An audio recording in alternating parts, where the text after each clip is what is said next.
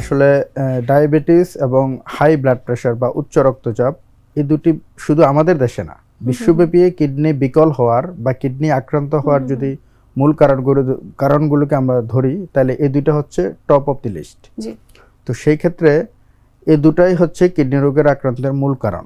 এখন আপনি হয়তো বলতে পারেন যে একটা মানুষের উচ্চ রক্তচাপ হলো, আজকে উচ্চ রক্তচাপ হলো, তার কি কালকে কিডনি রোগ হবে? বিষয়টা কিন্তু এমন না।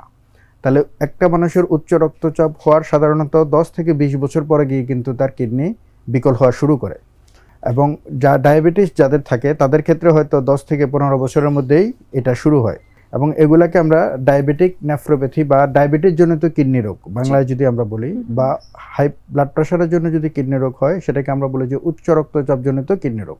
এভাবে আমরা এগুলাকে বলে থাকি, এই নামে আমরা ডেকে থাকি তাদেরকে। তো এই ক্ষেত্রে এই দুইটা তো লিস্টের যেহেতু শুরুতেই আছে, আর আমাদের দেশে তো ডায়াবেটিস এবং উচ্চ রক্তচাপ দিন দিন বেড়েই চলছে। ডায়াবেটিস রোগীরা সবচেয়ে বড় সমস্যা হচ্ছে আমাদের দেশে মানুষজন হচ্ছে সচেতন না। ধরেন একটা জিনিসের আমরা যেটা বলি যে প্রিভেনশন ইজ বেটার দেন কিউর। আপনার যখন উচ্চ রক্তচাপ ধরা পড়লো তখন হয়তো আপনি ডাক্তারের কাছে গেলেন, ডাক্তার ওষুধ আপনাকে লিখে দিল, আপনি সেটা কিছুদিন খাওয়ার পর বন্ধ করে দিলেন, তাহলে কি হবে? আলটিমেটলি একটা পর্যায়ে যে কিন্তু এটার জটিলতা হিসেবে আপনার কিডনিটা আক্রান্ত হচ্ছে। এটাই হচ্ছে, এইভাবেই হলো ডায়াবেটিসের জন্য এবং হাই ব্লাড প্রেশারের জন্য কিডনি রোগীগুলো বাড়ছে।